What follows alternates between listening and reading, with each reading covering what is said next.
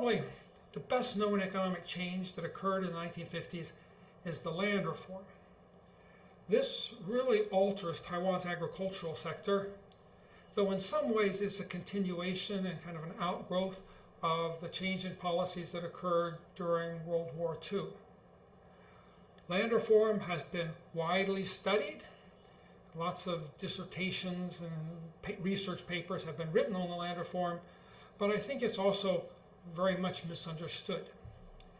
I'll go through here and I want to describe the policy to you, talk about its results, and then think a little bit about what was its real purpose.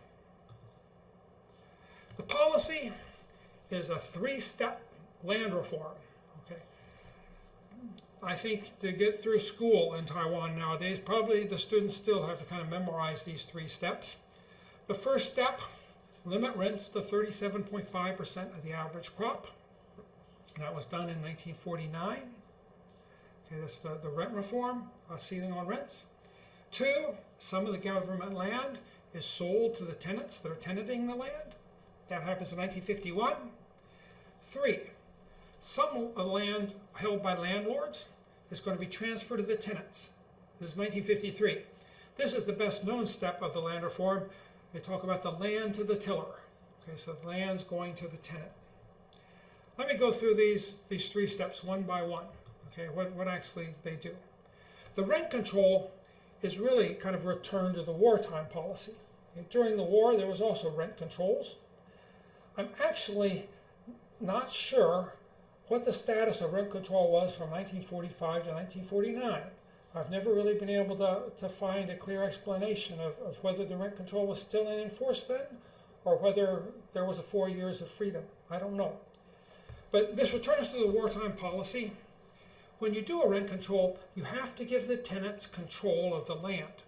Otherwise, the landlord will just decide, I'm not getting enough rent, I'm going to kick you off, and I'm going to farm myself. Maybe I'll use hired labor and I'll do my own farming.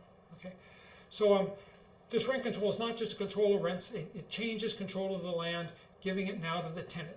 Okay, he pays the landlord a tax. Under the Japanese, I think the landlord played an important role in the agricultural economy.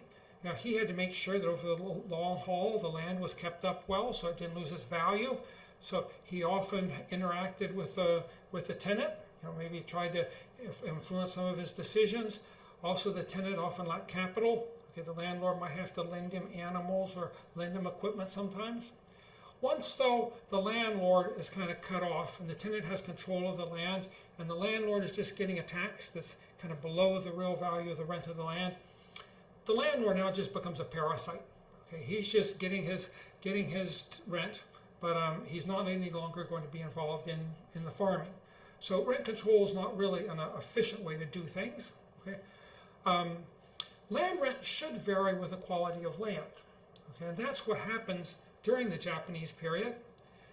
The way you think about this is, you look at the tenant's opportunity cost. Okay? Maybe the tenant, if he's not going to be a tenant, maybe he's just going to be a farm laborer, and he's going to earn $100 a year. You've got good land worth $300. If you're going to try to get a tenant, you have to give him about $100 to make up for what he could make if he wasn't a tenant. So you'll give him about a third of the value of the harvest, and you'll keep 2/3. If you've got another plot of land, maybe right next to that plot, and it's a bad plot of land, it only yields about $150 worth of harvest a year, and you want a tenant to tenant that plot, well, once again, you got to figure out, how am I going to attract him? I got to give him about $100. That's what he would make otherwise. So for this plot of land, you would offer him 2/3 of the harvest, and you would only retain 1/3. Now, because of this, when you do rent controls like this, you say no more rent than 37.5%. If it's poor land, it's not affected. Okay? It's the richest land that's most affected. If it's very rich land that has a high harvest, the landlord will lose a lot and the tenant gains quite a bit too. If it's marginal land, sometimes this marginal land doesn't even offer 37.5% rent, okay, then it's not going to be affected by the rent control. A landlord, there may be 2 landlords equally rich, but one has a smaller amount of good land, the other has a larger amount of bad land. The one with the larger amount of bad land, he's not affected. The one with the smaller amount of good land, he's affected. Okay? If you're a tenant, same thing. If you're one of these tenants that's working on a good piece of land when the law is introduced, you're lucky. If you're working on a marginal piece of land when the law is introduced, you're not going to be helped. Now, tenants, they have this tendency, right, to stay on the land, but they can't sell their right to other people. Okay, so this kind of has the effect of sticking them on the land. Okay, what they can do, and this sometimes happens, is they can make a deal to sell the land, buy the land from the landlord, so that they're in full control of it. Sometimes this is done. Okay, the second step. Some government land is sold to the tenants. Okay, most of the government land after World War II was confiscated from the Taiwan sugar mills. The Japanese sugar mills in Taiwan. Okay, this is often sugar land, though the sugar mills also had other types of land that they rented out to people. Okay. Originally, I think they were planning on giving up a lot more of this land, but the sugar company was growing kind of fond of their land. In the end, only 40% of the land is given up. 100,000 tenants that are on this land get an average about half a jha of land each. A jha is a hectare. I think that's somewhat over 2 acres. Even in a rice economy, where you don't use a lot of land per farmer, half a jha is not enough for a family farm. You probably need at least like a jha of land, 1 hectare of land for a starter farm. So, you hope these tenants have got some other land of their own, or else they've got, some other work they can do. They're not going to be able to raise a family on this. Probably would have been better to give them, maybe bigger plots of land. Maybe give fewer people bigger plots of land. That might have made more sense. What they have to do to get this land, they have to pay 250% of the average harvest over a 10-year period. So they're paying 25% of the harvest every year for 10 years to the government. For most of them, that's probably a pretty good deal. Though maybe for some people on sugarcane land, which doesn't really have a very high rent, maybe the deal wouldn't seem so good to them. Finally, the most famous part of this reform is the land to the tiller, the transfer of land from landlords to tenants. Okay. The main thing this does is this transfers jointly owned land that's being tenanted to the tenant. Okay. Now in Taiwan, in this period, about half of the farmland is owned by individuals. Half of the farmland is owned jointly by groups of individuals. They could be family members, maybe they're relatives, but maybe a little distant relatives, cousins, second cousins. They could be business associates, so they could be neighbors. Okay, but they could be husband and wife. Could be a father and a son. Okay, but this land, if it was owned jointly, okay, then it's going to be taken if it's tenanted. If you're farming it yourself, it's okay, but about half of this land was tenanted. That's the land that's taken. Okay. Corporate land is also taken. Here, corporate doesn't mean a modern corporation. Here, corporate means a temple or maybe a worship association. Okay. They had land. Sometimes they take these rents and would either go for the upkeep of the temple, or maybe it would go to a big feast. Okay, where everybody would get together and eat and worship together. Finally, and this is the part of the reform that's always advertised as most important, but it's not really most important, is that individually owned tenanted land was taken if the individual owned over 3 jha of land. Okay. Over 3 jha of land, most people didn't farm over 3 jha of land. So if they had over 3 jha of land, probably they did have tenants. And so, any land they had over 3 jha was usually taken. Now, again, what happens? Okay, it's 250% of the average harvest of the land is supposed to be given to the landlord, but what they do is they give it to him in 10-year bonds. Okay. These bonds pay lower rates of interest. They're not really worth as much as they claim they're worth. So they're not really getting, the landlord's not getting all the money, okay, that he's been promised. They also give 30% in stock. Okay. These stocks too are overvalued.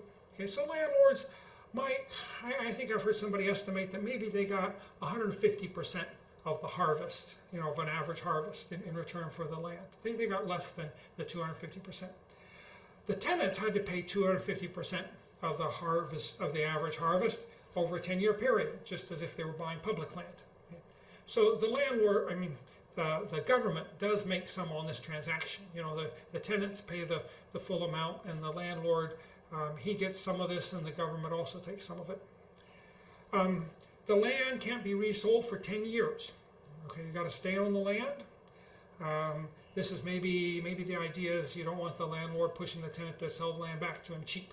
Okay, and if the tenant doesn't farm the land, the new landowner tenant, okay, he's going to lose the land. Okay, so it kind of sticks him out in the countryside. So this is the three-step land reform. Okay. What are the results? The two important results is does this increase the quality of land holdings? Does this increase the efficiency of the agricultural sector? The answer is we don't know. Okay. You might think that equality of land holding, that's what the land reform was advertised to do. This should at least be clear. But unfortunately, it's not clear. Okay. Maybe it increased equality to some extent, okay, but you can't really tell given the statistics we have. Okay. Why is this? And I'll need to give you some math for you to understand what's happening here. But the first three lines basically tell you the situation before the land reform. There were 610,000 households, and these households are not households. Some of them are individuals, about half of them. Some of them are just other groups of people, and they could be relatives, but they could also just be business partners. But they own 681,000 jha of land. Of these households, 179,000, I think that's about 30%, okay, they rent out 254,000 jha of land. Okay. And then this land is rented to 240,000 tenant farmers. You can see the average tenant farmer is renting out about 1 jha of land, and that's kind of the basic starter farm. Some of these tenant farmers might have some land of their own. Probably most of them are landless. So that's the situation. Okay, there's 179,000 households that do rent out some land. Some of these maybe are big, rich landlords. Most of them are probably, just people who have a little extra land that they're renting out to others. Okay. In the reform, 106,000 households have to give up 144,000 jha of land to 195,000 individuals. So not all the rented land is being given out, but it looks like maybe 60% of it's being given out. I'm just doing the math in my head. It's being given out to 195,000 individuals. So these individuals are getting a little less than they really need for a starter farm. Who are these 106,000 households? And here's where the old story is a little bit misleading. Actually, only 15,000 of these households are individuals who are giving up land because they have over 3 jha of land. Okay? And they're giving up 32,000 jha. Now, if they're still holding 3 jha, and on average they're giving up 2 jha, looks like that's about right. On average, they hold about 5 jha of land. Most of them aren't really big land holders. Most of them probably only have 4 or 5 jha of land. There's a few of them in there that are big land holders that might have 50 or even 100 jha of land. You wouldn't see anything much bigger than that. But that's less than a quarter of land being redistributed. The big redistribution is the jointly owned land. Okay, 87,000 joint households, and that's just groups of people, no matter what sort of relation they have. Okay, give up 100,000 jha of land, 100,000, basically 100,000 hectares. Okay, so the average household in this case has about 5 partners. Some of them are just 2 or 3 people, some of them maybe 50 or 60 people. Okay? So this is where the problem comes. Okay, if you just naively think that these are 87,000 separate households and each of them has 5 members, well, that would give you 435,000 individuals giving up land to what? Maybe about 100,000 individuals? So that wouldn't be an equalization of land holdings. That would mean fewer people are actually owning land. Okay? But it's not that simple, okay? Because these households, they often, a person could often be in several different households. A rich person might have some of his own individually owned land, and he might have land he owns with a brother, and he might have some land he owns with his wife. Maybe he has a land he owns with a business partner. this puts him as an individual and also in a number of households. Okay? So there's a lot of overlap in these households. How much overlap is there? I don't know. Okay, and so that's the reason I can't calculate out and say whether at the end of this, the end of this redistribution, are there more people now in the Taiwan population that own land, or is there fewer people that actually have land holdings? I don't know.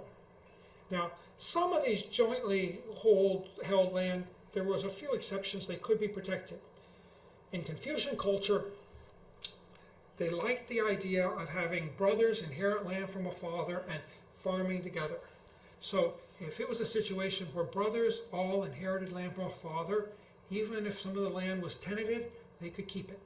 Okay. However, the government was very strict about this. If one of the brothers had died and left the land to his son, then the land would be taken away, because the son had inherited from a different person than the brothers had inherited from.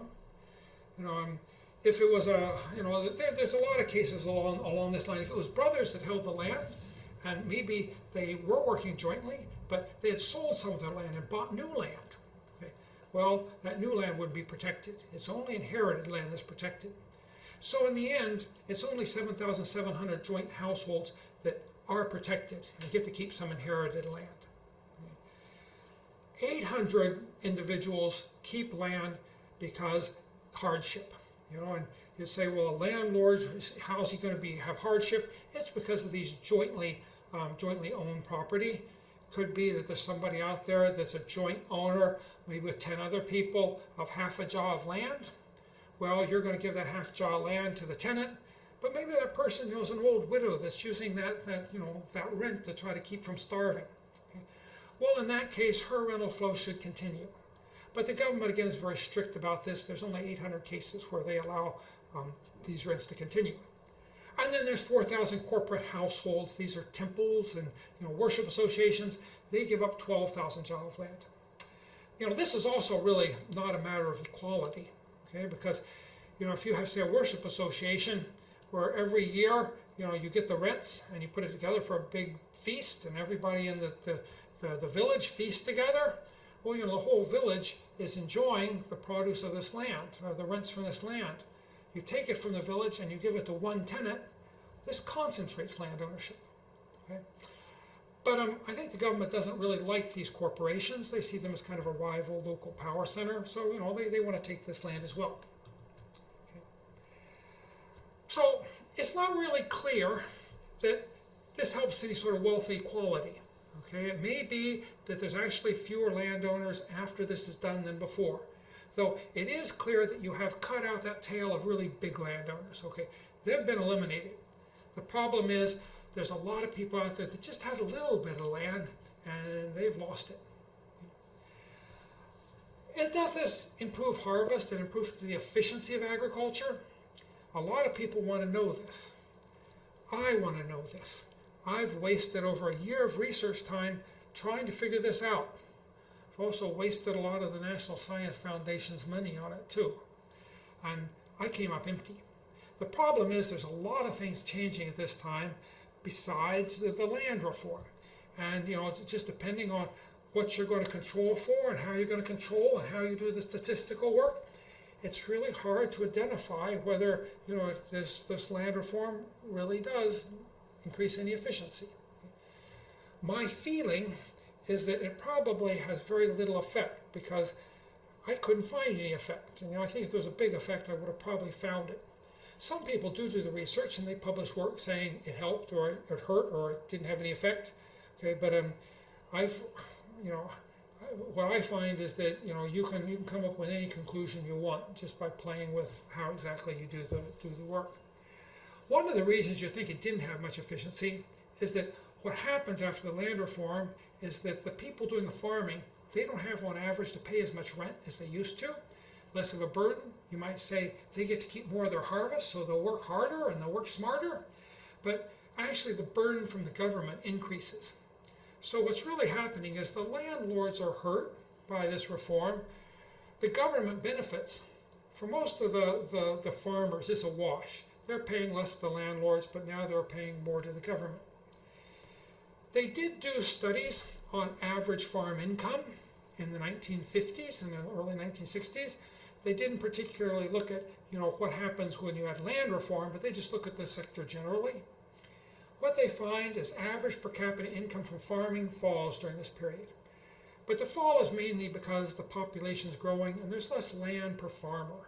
Okay, so that squeezes them. There's going to be less production per farmer. However, average per capita farmer income rises somewhat. And the reason is there's less farmland, less farming. That gives you more time to do other work. And so farmers start finding other sorts of jobs they can do. Maybe, they do a little handicraft at home. Maybe they go into the towns and work part-time in the towns. So, it's hard to really say there's been a big change in efficiency. There is a big change in the 1960s and 1970s. There is an improvement in farming, and that's due to the Green Revolution.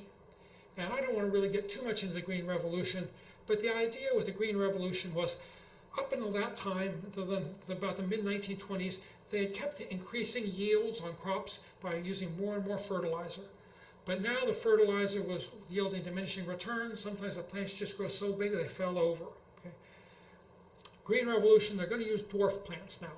And the dwarf plants, no matter how much fertilizer you put on them, they're short enough, they won't fall over, and you can use a lot more fertilizer and get more grain.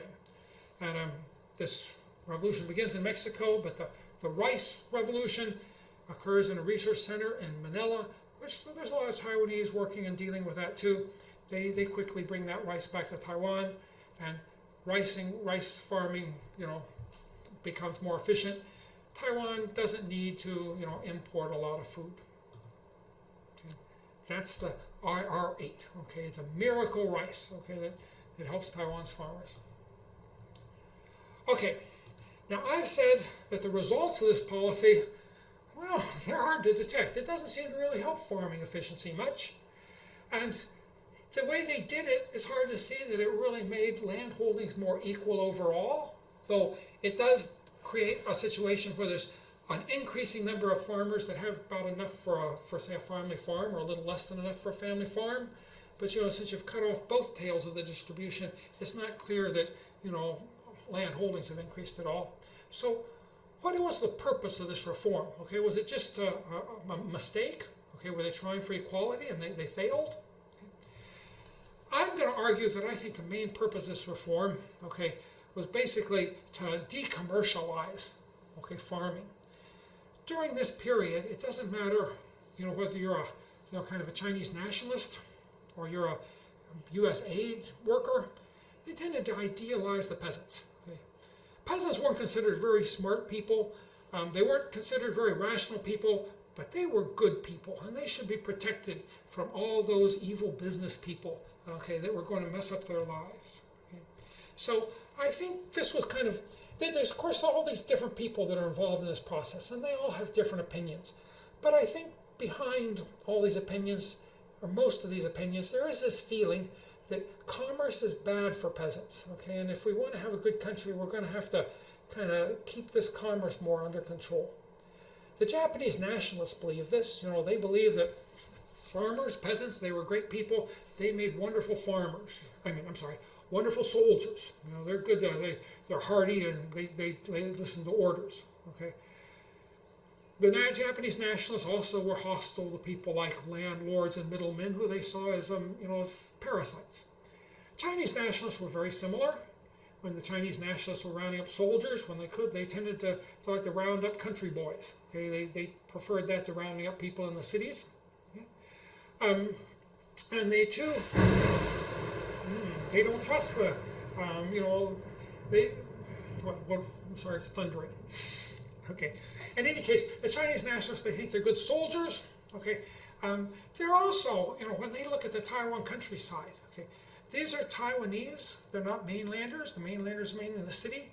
The government has a lot less power there. They don't understand the countryside. By taking money from the landlords, who are potentially hostile, and giving it maybe to these landless people that may become allies, this is also a good way to try to politically penetrate the countryside. The U.S. advisors also have a romantic idea of peasants. If you look at the early economic development markets economic development models. Okay, what you see is often the assumption made is that the traditional agricultural sector is irrational, and the modern sector of the economy is rational. Okay, and somehow that agricultural sector, it's irrational. A lot of being wasted there. It has to kind of be squeezed. Okay, but the farmers there aren't really considered economic actors. Okay? You might think of a novel like Pearl Buck's *The Good Earth*, who she won a Nobel Prize in literature for. She describes a situation of kind of a good old agricultural family that's a good peasant family, but money and commerce enters the picture and everything just turns evil. Okay, well, this is sort of the idea that was kind of behind a lot of the agricultural experts' opinion of Asian agriculture. When you look at, the three different stages, you can kind of see how this decommercialization plays a role. The rent controls, it's pretty clear here that the people that were doing these rent controls, they didn't believe that the rents that were negotiated really reflected any economic reality. They thought rents were high or low just due to power. And when you had powerful landlords, they would squeeze the peasants and, the rents would be too high. So we're going to use our power to help the peasants. Okay. As far as the sugar land is concerned, they originally, they were going to give more land maybe to the peasants, but I think the government decided that the Taiwan Sugar Corporation was playing an important role in trying to allow the government more to penetrate the rural economy.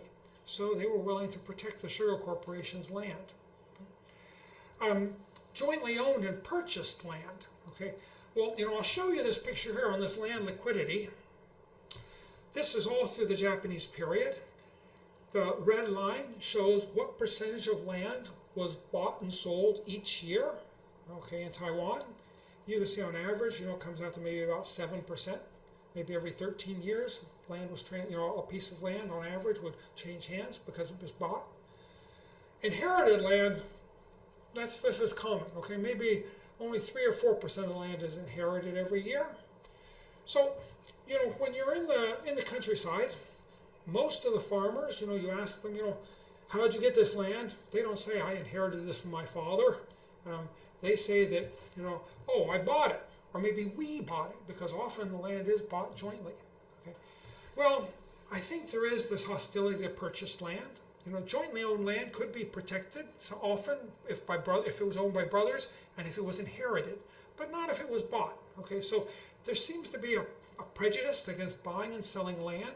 That's a way for commerce to kind of enter the rural economy and mess things up. Okay, also this joint ownership. Okay, this is too much. It uses land too much like a commodity. Okay, with people just buying and selling land like it was a stock or something, and that's something that wants to be avoided. Okay, so you'd rather just keep it simple. Okay, where the land is held and it's worked by the brothers. Okay, and then it's inherited by their children. And if somebody does have to buy a plot of land, they buy it for themselves because they want to just become a simple yeoman farmer. Okay, who's going to raise his crops, he's going to be self-sufficient, and then whatever is left over is going to be sent probably to the government. Okay, so the government can decide how these crops are going to be used. And if you look at the other policies, other agricultural policies that you see the government doing at this time, it kind of reinforces this idea of decommercialization. There was a lot of rice controls. A lot of rice was just taken from the farmers, either as tax or as different fees, and allotted to people that were in the military or maybe in government service. Okay? So this was rice that completely went outside the commercial sector. Okay? The government was cutting out the middleman by taking the rice and distributing it itself. And they thought this was a good thing to do, less commerce. Price controls. Okay, they didn't want a lot of, they wanted to make sure that the prices were controlled by the government. Okay, because they thought the price of rice was something very important to social stability. Exports are also controlled by the government. Okay, if they need foreign exchange, they'll export rice. If they think the rice is too expensive, the government will keep the rice, okay, in the country to try to make sure that the city people are satisfied. The government also has a fertilizer monopoly. Interesting thing about this monopoly, the government is selling the fertilizer at above market rates, but it sells packages of fertilizer. it doesn't allow farmers to choose what type of fertilizer they want. I think this is probably because they don't think farmers are smart enough to make decisions like this. They think that, they've got a college-educated person who has decided, some sort of package is generally pretty good, and that's the package the farmers will use. Actually, in the real world, there's lots of different soils out there, lots of different crops. You need different types of fertilizer, okay? But the government didn't do this. If there was going to be different types of fertilizer used in that agriculture, the village people had to kind of trade fertilizer among themselves. License farming. The government didn't like this investment in farmland. They didn't want to see farmland as a commercial commodity. So only farmers were allowed to buy farmland. And you had to be a licensed farmer. This was true until relatively recently. Okay, that you had to have this farmer license, and then that would allow you to go in and buy the farmland you wanted, though you couldn't buy a lot of it. There was a limit to how much could be bought because of the land reform. Also, because of all these regulations, sometimes there's land out there that the farmers would just decide it's not worth farming that land. Okay, that land's just too expensive to farm. I won't get enough crops off it. In that case, the government now has policies where they're going to tax unfarmed land at a very high rate. They want to force people to farm. Okay, they're not going to let you make the decision yourself. Okay? So this is all kind of a way of getting commerce and markets out of agriculture more. You want to go back and have a simple agricultural world where the farmers are just, taking care of themselves. Okay, they're yeoman farmers. They're self-sufficient. Okay, their excess is going through government hands or through government controls into the hands of city people. They want some area that's going to be quiet. Okay, and it's not going to be very messy. They do want to see economic progress, but during this period, it's assumed that economic progress comes from the modern sector. It comes from manufacturing, and it comes from urbanization, urban areas. One of the things that's happening during this period in Taiwan and also throughout the rest of the developing world is that farmers are being squeezed in order to subsidize the city people, and the manufacturers. The reason is the most important thing to the government, they think, first modernization. We want to create a modern manufacturing economy in the long run. This is best for everybody. But how do we subsidize that? Well, you've got to get the money someplace. And you can't tax the manufacturing sector in order to subsidize the manufacturing sector. That's just taking with one hand what you give with the other hand. Well, the only place they had to get it from was the non-manufacturing sector, mainly the traditional sector, the agricultural sector. So throughout the world, this sector was being squeezed at this time. You might worry that it was being squeezed in Taiwan because there was these ethnic differences with mainlanders maybe more dominant in the cities, countryside maybe more Taiwanese. But in fact, my calculations, trying to look at some other countries, it seems to me like Taiwan actually squeezed the countryside less than most places squeezes the countryside. Okay? I think that's probably a credit to the government. Okay, they were squeezing the countryside somewhat. That's not good because the people in the countryside were probably poorer than most people in the city. But the Taiwanese government didn't do as much of this as many people did.